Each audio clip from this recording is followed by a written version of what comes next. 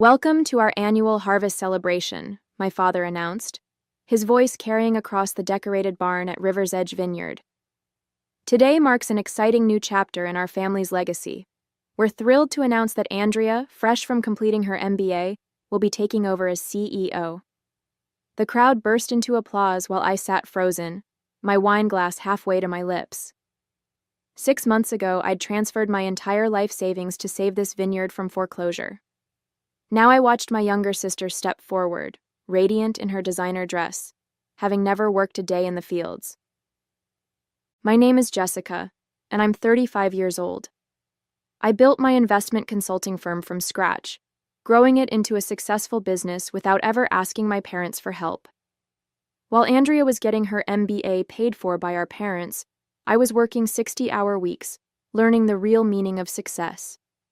That's why when they called me crying about the bank's foreclosure notice 6 months ago, I transferred $850,000, my entire life savings, without hesitation. "We're family," they'd said. "We trust each other." With her business education and fresh perspective, my father continued, Andrea will lead River's Edge into a new era of innovation and growth. She has the perfect combination of formal education and understanding of our family's legacy. I watched Andrea bask in the congratulations, the same sister who'd spent her college years posting vineyard photo shoots rather than learning about soil composition or fermentation techniques. The same sister who couldn't tell our Cabernet from our Merlot in a blind tasting last Christmas. My mother touched my arm gently. "Jessica, honey, I hope you understand. Andrea's degree makes her the natural choice to handle the business side." I cut her off with a warm smile. "Of course, Mom. Andrea will do great." I raised my glass in a toast, keeping my voice steady despite the ice forming in my chest. "To the new CEO of River's Edge." Excusing myself, I stepped outside into the cool evening air and pulled out my phone, scrolling to a contact I hadn't expected to need. Rachel Thompson, the ruthless corporate lawyer I'd met at several wine industry events. "I need your help with a family business matter," I texted. "Are you free to meet tomorrow?" Her response came quickly. "10 a.m. at my office. Bring any documentation you have." Rachel's office overlooked downtown Dallas, the morning sun glinting off the steel and glass buildings. She sat across from me, reviewing the bank statements showing my $850,000 transfer to River's Edge Vineyard's account. "Let me get this straight," she said, looking up from the documents. "You transferred your entire life savings without any written agreement? Not even a promissory note?" "They're my family," I replied, the words tasting bitter now. When they called about the foreclosure notice, all I could think about was saving our legacy. 3 generations of winemaking, about to be lost because they'd over-leveraged the property for Andrea's MBA program and a new tasting room she insisted they needed. Rachel leaned back in her chair. "And now they've made her CEO, despite your investment saving the vineyard." She paused, then added, "Tell me about the day you transferred the money. What exactly did they promise?" I closed my eyes, remembering that desperate phone call. Dad said I'd be taken care of, that my investment would secure my place in the family business. Mom was crying, talking about how they'd make it up to me. I opened my eyes, anger rising. Instead, they're acting like my contribution was just a daughter's duty. "Did anyone witness these conversations?" "Yes," I said, sitting up straighter. "Their accountant, Michael, was there when I visited to arrange the transfer. He seemed uncomfortable with the whole situation, kept suggesting we put something in writing. My parents dismissed him, saying it would insult the family trust." Rachel's eyes gleamed. "Michael could be very useful. But first, we need to understand your ideal outcome. Do you want control of the vineyard?" I shook my head. "I want my investment back with interest. Let Andrea have her CEO title. I'll start my own vineyard with my money, one they'll have to compete with." "Good," Rachel smiled, "because I have a plan. Your parents' actions constitute verbal fraud. With Michael's testimony and these bank records, we can build a strong case. But instead of filing immediately, we'll send a demand letter first. one that outlines exactly how their actions could be interpreted as deliberate financial manipulation. She pulled out a notepad. We'll demand repayment of your $850,000 plus 8% annual interest within 30 days. We'll also request all financial records since your investment. I suspect we'll find some interesting decisions made after they received your money. I felt a weight lift from my shoulders. And if they refuse? Then we file a lawsuit that will open their books to public scrutiny. Something tells me your sister's MBA hasn't prepared her for that kind of crisis management. The demand letter landed like a bomb at River's Edge. I was working from my apartment when Andrea called, her voice shrill with panic. "A lawsuit? Are you insane? You're going to destroy everything our family has built," she screamed. "Dad's having chest pains because of you."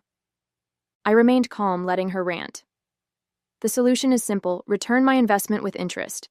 $850,000 plus 8% over 6 months. You have an MBA, Andrea. You can do the math. That money went into saving this vineyard, your heritage too. And now you want to bankrupt us to get it back? She paused, her voice turning sly. Besides, your precious lawyer should know that verbal agreements in family businesses are complicated. You can't prove anything. I smiled, though she couldn't see it. Actually, I just got off the phone with Michael. Remember him? Your accountant? He's given a sworn statement about the day I made the transfer, about how he advised putting our agreement in writing, and how Dad promised me a secured place in the business. The line went silent for a moment. Then, "Hold on. Dad wants to talk to you." My father's voice came through, strained and angry. "Jessica, what are you doing to us? After everything we've done for you?" "Everything you've done for me?" I cut him off. "Let's talk about that. While you paid for Andrea's education, her MBA, her car, her apartment, I built my own life. The only time I asked for anything was when you promised me a future here in exchange for saving the vineyard. We never promised you control. Andrea has the education for this." "I'm not asking for control anymore," I interrupted again. "I'm asking for my money back. Money you took knowing exactly what you planned to do with it." He switched tactics, his voice softening. "Sweetheart, be reasonable. The vineyard doesn't have that kind of liquid capital right now. We'd have to take out another loan. Then I suggest you start talking to banks. You have 25 days left before I file the lawsuit.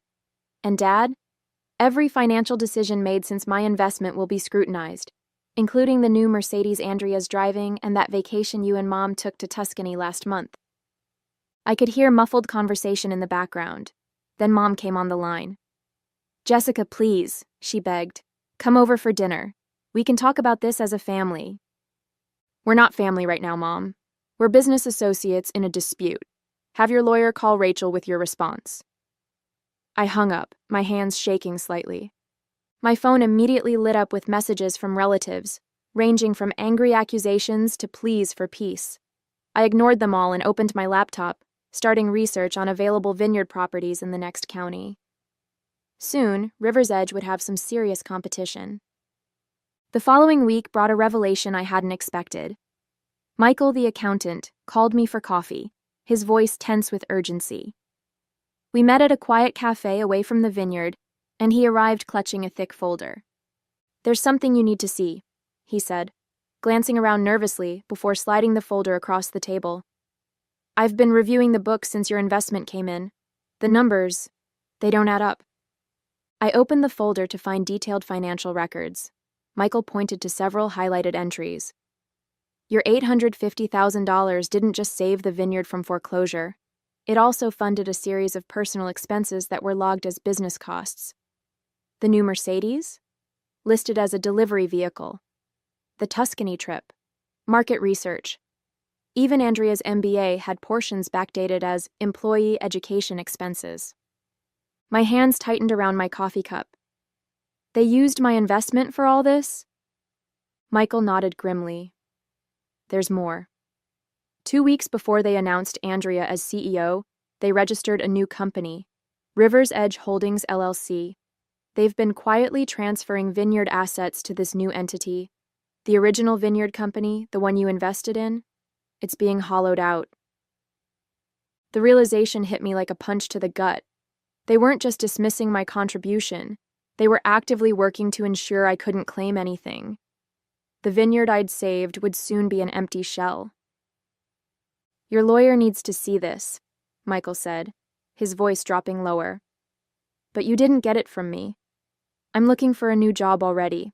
I can't be associated with this kind of financial manipulation." I reached for my phone to call Rachel, but it buzzed first with a text from Andrea. "Family meeting tonight. Don't bring your lawyer. Last chance to fix this like family." I showed Michael the text. He shook his head. "They must have figured out I was looking into the records. They're going to try to convince you to back down." "Or threaten me to," I replied, remembering similar family meetings from childhood when Andrea had gotten into trouble.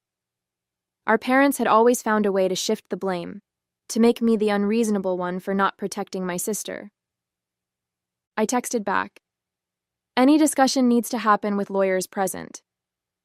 Andrea's response was immediate, "Your choice. But don't come crying when this gets ugly." I called Rachel and sent her photos of Michael's documents. Her sharp intake of breath told me everything. "This is exactly what I was looking for," she said. "They've committed multiple financial improprieties. We're not just talking about a civil suit anymore.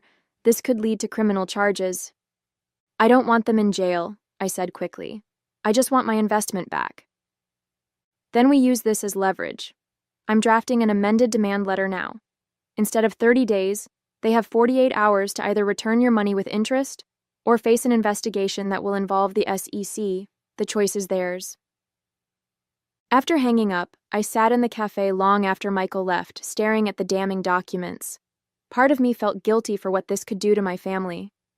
But another part, the part that remembered every dismissal, every time they'd favored Andrea, every sacrifice I'd made to help them, felt a grim satisfaction.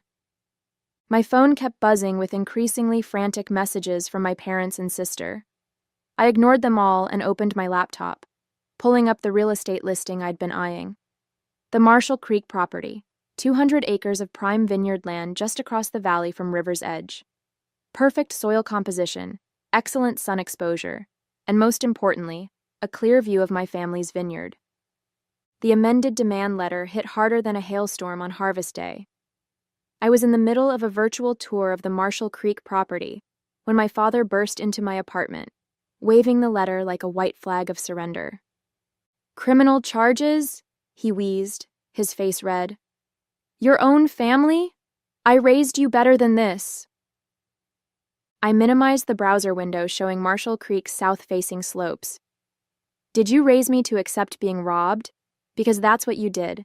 Took my $850,000 and used it for luxury cars and Italian vacations while plotting to lock me out of the business." "We never meant," he started, but I cut him off. "Save it. I've seen the financial records. The new LLC, the asset transfers, everything.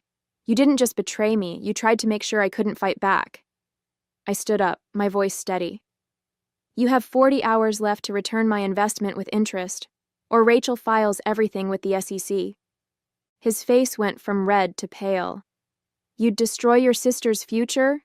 She just started as CEO. "Andrea's future?" I laughed bitterly. "What about mine? I earned that money while she was posting Instagram photos from business school. Money you promised would secure my place in the family business." "We can still work something out," he pleaded. Maybe Andrea could share the CEO position? A co-leadership arrangement?" I shook my head. "I don't want to share leadership with Andrea. I want my money back, every penny plus interest. Then you'll never have to worry about me competing with your precious CEO again." His eyes narrowed at the word competing. "What does that mean?" Just then, my phone buzzed. It was the real estate agent handling Marshall Creek. Perfect timing. I answered on speaker. "Hi, Jessica, great news. The owner is very interested in your offer. They love your vision for expanding the vineyard's production. When can you meet to discuss terms?" I watched my father's face crumple as realization dawned. Marshall Creek wasn't just any property. It was River's Edge's main competition back when my grandfather ran things. Their wine had consistently won more awards until the owner retired and let the vines go fallow. "You wouldn't," he whispered. "Wouldn't what? Start my own vineyard? Use my expertise to compete with the business that stole from me?" I learned everything about winemaking from Grandpa, Dad. Everything. While Andrea was studying business cases, I was studying soil samples and weather patterns.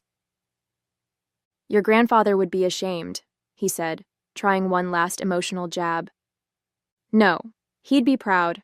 Proud I'm not letting you and Andrea destroy his legacy with your greed." I turned back to my laptop. "Now, if you'll excuse me, I have a property to buy. Tick-tock on that 40 hours. He left without another word, slamming the door behind him. Within minutes, my phone exploded with messages from Andrea. "How dare you threaten Dad like this? You're just jealous of my success. Mom's crying because of you." I blocked her number and returned to the Marshall Creek listing. The property needed work, but I could see its potential. More importantly, its premium grapes and higher elevation would let me produce wines that would directly compete with River's Edge's best sellers. My phone buzzed again. Rachel this time. "They're scrambling," she reported. "Just got a call from their lawyer. Looks like they're trying to secure an emergency loan." I smiled. Either way, I won. Either I got my money back or I got Marshall Creek, and River's Edge would learn what real competition felt like. With 12 hours left on the deadline, my mother showed up at my office. She carried a thick manila envelope and wore the same expression she'd used whenever playing peacemaker between Andrea and me as children. "Your father's had to be sedated," she said, sinking into the chair across from my desk. "His blood pressure was through the roof. Are you happy now?" I kept my face neutral. "What's in the envelope, Mom?" She slid it across my desk. "The best we can do. We've mortgaged everything we could. There's $600,000 here. That's all the bank would give us. We can pay the rest in installments." I didn't touch the envelope. That wasn't the deal. $850,000 plus interest, all of it, or Rachel files tomorrow morning. "We don't have it," she snapped, her peacemaker facade cracking. "Andrea's been calling every bank in Texas. No one will give us more without wanting to audit the books, and you know we can't allow that now." "Because of what they'd find?" I asked quietly. "Like how you used my investment to pay for Andrea's MBA instead of saving the vineyard? Or how you've been hiding assets in that new LLC?" Mom's face went still. "How did you—" "I have copies of everything, Mom. Every transaction, every transfer, every fraudulent business expense. Did you really think no one would notice?" She leaned forward, switching tactics. "Think about what you're doing. If you file those papers, it won't just hurt us. The vineyard's reputation will be ruined. All those people who depend on us for their livelihood, the workers, the distributors, their families, you'd destroy them all just to spite your sister." "Don't you dare put this on me," I said, my voice hard. "You and Dad chose this path the moment you decided to steal my money. You're the ones who put everyone's jobs at risk, not me." "We didn't steal," she began, but I cut her off. "Let me show you something." I turned my laptop around, displaying the Marshall Creek property listing. Beautiful, isn't it? Premium soil, perfect elevation, and enough acreage to double River's Edge's production capacity. The owner accepts my offer tomorrow morning, unless I get my money back first. Mom's eyes widened as she recognized the property. "You can't. That land, it would destroy us." "Then I suggest you and Andrea get creative in the next 11 hours. Sell her Mercedes. Mortgage the house. Call in favors. I don't care how you do it, but I want every penny back." She stood up shakily. "You've changed, Jessica.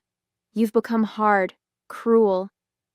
"No, Mom, I've just stopped letting you manipulate me. The money or the lawsuit, those are your only options now." After she left, I called Rachel to update her. "They tried to negotiate," I told her. "Offered partial payment." "Stay firm," she advised. "From what I'm hearing, they're desperate. Their lawyer's been calling banks all day." Just then my email pinged.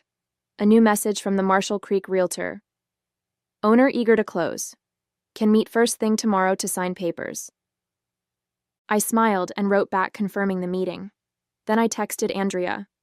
11 hours left. Tick-tock. Her response came immediately. You're making a huge mistake. Dad's lawyer says we can tie this up in court for years. I sent back a single photo. The view from Marshall Creek's highest point, looking down over River's Edge's main vineyard. She'd recognize it from all her Instagram photo shoots. Her response was a string of angry emojis. The clock was ticking, and I had them exactly where I wanted them.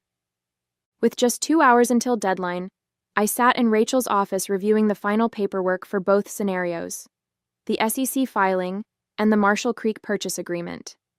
The sun was setting over Dallas, painting the sky in shades of red that reminded me of our Cabernet. Their lawyers called 4 times in the last hour, Rachel said, checking her messages. They're scrambling. Someone named James Turner from First Regional Bank has been trying to reach you too. I sat up straighter. James Turner was Andrea's college boyfriend, the one who dumped her for being too high maintenance. He now worked as a loan officer. Before I could respond, my phone lit up with a text from Michael, the accountant. Emergency board meeting called at River's Edge. Andrea's crying in the bathroom. Your mother's threatening to expose something about your father if he doesn't fix this. It's chaos. I called James, who answered immediately. The Vineyard's records show serious irregularities, he said. I can't approve their emergency loan request without a full audit. But there's another option. A bank looking to invest in family wineries. They'd require full transparency, but your parents would get more than just a loan. I texted my father. There's a solution, one that doesn't involve me or the SEC. Call James Turner at First Regional. You have 90 minutes. Andrea's response came instantly. You think some bank taking over is better than family? You're destroying Grandpa's legacy. I thought about our grandfather, about the hours he'd spent teaching me about the vines while Andrea played on her phone. His last words echoed in my mind. The grapes don't care about fancy degrees, Jesse. They care about love and hard work. 1 hour left, Rachel said quietly. What now? With 30 minutes left, Michael's updates became more frequent. Your father's reviewing documents with the bank. Andrea's called 3 different loan officers. Your mother's gone through half a box of tissues. I kept my phone close, waiting. The $850,000 wasn't just about money anymore. It was about making them face the consequences of their actions. Rachel worked quietly across from me, preparing both sets of paperwork. Then my father's number appeared on my phone. The bank wants full control of financial decisions for 5 years, he said, his voice rough. Plus 2 board seats. We'd be answering to strangers. Better strangers than thieves, I replied coldly. 20 minutes left. If we do this, if we let the bank take over, will you drop everything else? No SEC, no competing Vineyard? I leaned forward. Sign with the bank, repay my investment with interest, and I'll walk away. You'll never have to worry about me competing with precious Andrea again. He was quiet for a long moment. Your mother thinks we should call your bluff.